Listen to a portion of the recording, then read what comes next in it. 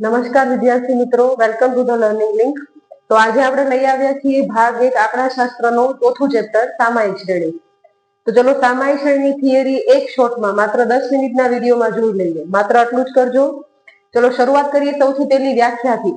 પહેલી વ્યાખ્યા આવે છે સામાયિક શ્રેણી. નિયત સમયે લેવામાં આવતા અવલોકનોના સમૂહને સામાયિક શ્રેણી કહે છે. એક માર્કમાં વ્યાખ્યા પૂછાઈ શકે છે. શું છે વ્યાખ્યા? નિયત સમયે લેવામાં આવતા અવલોકનોના સમૂહને સામાયિક શ્રેણી કહે છે.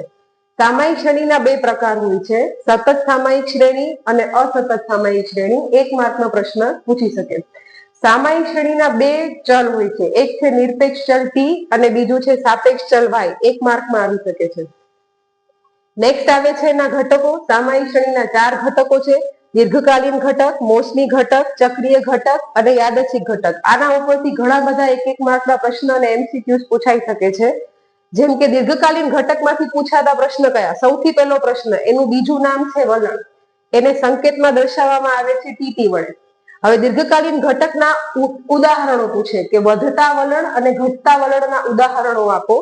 તો એમાં ઘટતા વલણનું ઉદાહરણ આપવું હોય તો એમ કે શું? ઘટતો બાળ મૃત્યુ દર અને વધતું વલણ એટલે કે વસ્તી. એવું પૂછે ખેતી ક્ષેત્રે દીર્ઘકાલીન ઘટકનો સમયગાળો કેટલો હોય છે? તો એ હોય છે 10 થી 15 વર્ષ અને ઇલેક્ટ્રોનિક ઉપકરણોમાં એનો સમયગાળો હોય છે 4 થી 5 વર્ષ. આ બધા પ્રશ્ન દીર્ઘકાલીન ઘટકમાં એક માર્કમાં પૂછી શકે છે.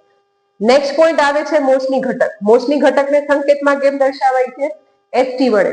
મોસમી ઘટકનો સમયગાળો 1 વર્ષથી ઓછો હોય છે. આ એક જાતનું નિયમિત ઘટક છે. આ બે પરિબળોને આધીન હોય છે. એક હોય છે કુદરતી પરિબળ અને બીજું હોય છે માનવ સર્જિત પરિબળ. કુદરતી પરિબળોમાં આ ઋતુઓના ઉદાહરણો આપણે લઈ શકીએ. આ પ્રશ્ન એમસીક્યુમાં ઘણી વખત આવેલો છે કે સીઝન વાઇઝ વસ્તુઓનું વેચાણ. શિયાળામાં સ્વેટરનું, ઉનાળામાં ઠંડા પીણા આઈસ્ક્રીમનું, ચોમાસામાં છત્રી રેનકોટનું.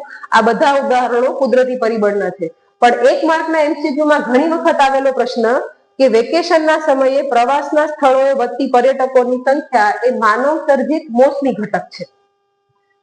નેક્સ્ટ ઘટક આવે છે ચક્રીય ઘટક, જેને સંકેતમાં દર્શાવાય છે સીટી વડે. આનું એકમાત્ર ઉદાહરણ એટલે બીજી કોઈ પ્રોબ્લેમ જ નહીં થાય. શેર બજારની તેજી અને મંદી એવો જો કોઈ પ્રશ્ન આવે તો એ ચક્રીય ઘટક જ છે. આનો સમયગાળો યુઝ્યુઅલી 2 થી 10 વર્ષનો હોય છે અને વિશિષ્ટ સંજોગોમાં 10 થી 15 વર્ષનો હોય છે. છેલ્લું અને ચોથું ઘટક આવે છે યાદચ્છિક ઘટક, જેને દર્શાવાય છે સંકેતમાં આરટી વડે. આનું બીજું નામ અનિયમિત ઘટક છે. આનો સમયગાળો કોઈ દિવસ નિશ્ચિત હોતો નથી. ભૂકંપ છે, સુનામી છે, હડતાલ છે, હુલ્લડ છે, આ બધા યાદચ્છિક ઘટકના ઉદાહરણો છે જેનો સમયગાળો અનિશ્ચિત હોય છે. ફરીવાર એક વખત ફાસ્ટ ફોરવર્ડમાં આપણે બધું રિવાઇઝ કરીએ. સામાયિક શ્રેણી કોને કહેશું? નિયત સમયે લેવામાં આવતા અવલોકનોના સમૂહને સામાયિક શ્રેણી કહે છે. શ્રેણીના બે પ્રકાર હોય છે, સતત અને અસતત. બે ચલ હોય છે, નિરપેક્ષ ચલ ટી, સાપેક્ષ ચલ વાય. એમ પણ પૂછી શકીએ કે એના મહત્વના અંગ પૂછે તો આ 2, ઘટક પૂછે તો આ 4. એટલે ભૂલ ન થાય. દીર્ઘકાલીન ઘટકને ટીટી, બીજું નામ વલણ. ઉદાહરણ ઘટતો બાળ મૃત્યુ દર, વધતી વસ્તી. ખેતી ક્ષેત્રનો સમયગાળો 10 થી 15, ઇલેક્ટ્રોનિક ઉપકરણોનો 4 થી 5. સામાન્ય રીતે દીર્ઘકાલીન વલણ છે ને એમાં ફેરફાર ધીમો ધીમો આવે, બહુ ફાસ્ટ ન આવે. દશકાઓ વીતી જાય, 40-50 વર્ષથી ચેન્જ થવામાં લાગે. જેમ કે આપણી વસ્તી છે અચાનક 142 કરોડ નથી થઈ ને, એને દશકાઓ થઈ ગયા, ઘણા વર્ષો થઈ ગયા. નેક્સ્ટ આવે છે મોસમી ઘટક, જેને એસટી કહેવાય. સીઝન વાઇઝ ઉદાહરણ આપ્યા છે અને માનવ સર્જિત પરિબળમાં પણ ઉદાહરણ આપેલું છે. આનો સમયગાળો 1 વર્ષથી ઓછો હોય છે. ચક્રીય ઘટકને સંકેતમાં લખાય છે સીટી. એનું ઉદાહરણ છે શેર બજારની તેજી અને મંદી. સમયગાળો છે 2 થી 10 વર્ષ, વિશિષ્ટ સંજોગોમાં 10 થી 15 વર્ષ. યાદચ્છિક ઘટકને લખાય છે આરટી. ઉદાહરણ છે ભૂકંપ, સુનામી, હડતાલ, હુલ્લડ. આ અનિશ્ચિત સમયગાળો હોય છે આનો, અને આનું બીજું નામ છે અનિયમિત ઘટક. નેક્સ્ટ આવે છે એની રીતો. આના અભ્યાસની 3 રીતો છે: આલેખની રીત, ન્યૂનતમ વર્ગોની રીત, ચલિત સરેરાશની રીત.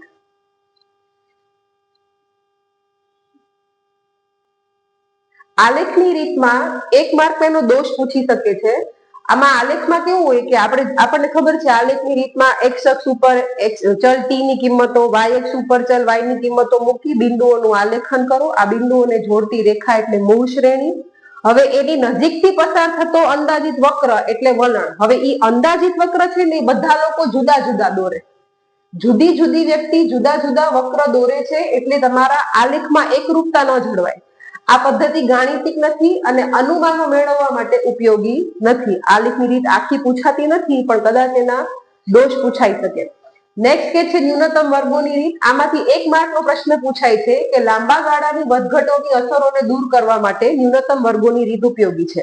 તો ટૂંકા ગાળા માટે કઈ રીત ઉપયોગી છે? ચલિત સરેરાશની રીત છે, એ ટૂંકા ગાળાની વધઘટોની અસરોને દૂર કરવા માટે ઉપયોગી છે.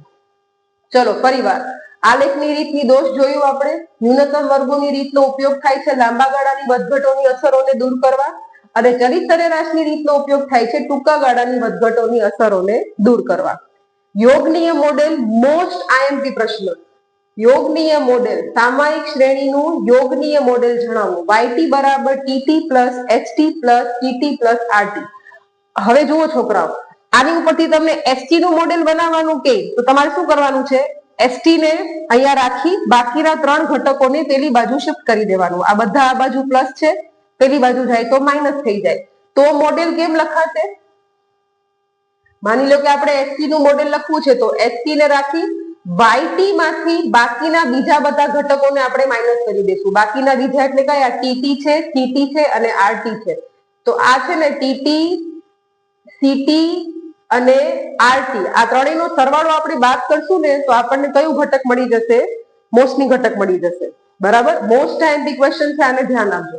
પછી છે સુરેખ વલણનું મોડેલ. y બરાબર alpha plus beta T plus UT 1 માર્કમાં આવી શકે. ક્યારેક ક્યારેક તમને એવો પ્રશ્ન પૂછી શકે કે અલ્પકાલીન ઘટકોના નામ જણાવો. કયા ઘટકો? અલ્પકાલીન ઘટકો. તો અલ્પકાલીન ઘટકો 3 છે. કયા 3? મોસમી, ચક્રીય, યાદચ્છિક. અને જો નિયમિત ઘટકો પૂછે તો એ માત્ર 2 છે, મોસમી અને ચક્રીય. આનો સમયગાળો ફિક્સ હોય છે. બરાબર, આનો 1 વર્ષથી ઓછો મોસમીનો અને ચક્રીયનો 2 થી 10 અને વિશિષ્ટ સંજોગોમાં 10 થી 15 વર્ષનો. આમાં ભૂલ થઈ જાય. બરાબર, લગભગ બધા છોકરાઓ આમાં યાદચ્છિક લખી નાખે. પછી છે સામાયિક શ્રેણીનું પૃથ્થકરણ. આઈએમપી પ્રશ્ન છે, પૂછાશે. સામાયિક શ્રેણીના વિવિધ ઘટકોનો વિગતવાર અભ્યાસ. કેટલા ઘટક છે? 4. આ 4 નો આપણે વિગતવાર અભ્યાસ કરીએ ને તો એને શું કહેવાનું? સામાયિક શ્રેણીનું પૃથ્થકરણ કહેવાનું.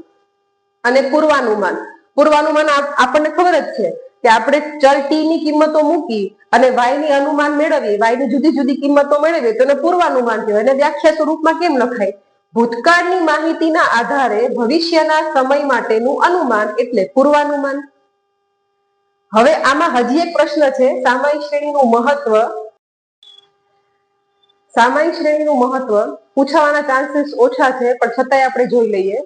સામાયિક શ્રેણીનું મહત્વ આમ છે ને ઓલમોસ્ટ આપણે નિયત સંબંધમાં જે મહત્વ જોઈ ગયા ને તેમ અપ્લાય થાય છે. થોડાક જ 1-2 શબ્દોનો ફેર છે. નિરપેક્ષ ચલ t ની કિંમત પરથી y ની કિંમતોના અનુમાન મેળવી શકાય, ભવિષ્ય માટેના અંદાજો કાઢી શકાય, નીતિ વિષયક નિર્ણયો લઈ શકાય, તુલનાત્મક અભ્યાસ કરી શકાય, તારણો મેળવી શકાય. વેપારી પેઢીઓ, ઔદ્યોગિક ક્ષેત્રે, રાજકીય ક્ષેત્રે, અર્થશાસ્ત્રીઓ દ્વારા સામાયિક શ્રેણી મોટા પાયે ઉપયોગી થાય છે. એકદમ ઈઝી છે. ટી ઉપરથી y નો અંદાજ મેળવી શકાય, ભવિષ્ય માટેના અંદાજ કાઢી શકાય, નિર્ણયો લઈ શકાય, તુલનાત્મક અભ્યાસ કરી શકાય, કોઈ ફેરફાર જણાય તો એના કારણો જાણી શકાય. બરાબર, તારણો મેળવી શકાય. અને છેલ્લે વેપારી પેઢીઓ, ઔદ્યોગિક ક્ષેત્રે અને રાજકીય ક્ષેત્રે સામાયિક શ્રેણીનો ઉપયોગ મોટા પાયે થાય છે. જો વિડીયો ઉપયોગી લાગી હોય તો સબસ્ક્રાઇબ કરજો. Thank you.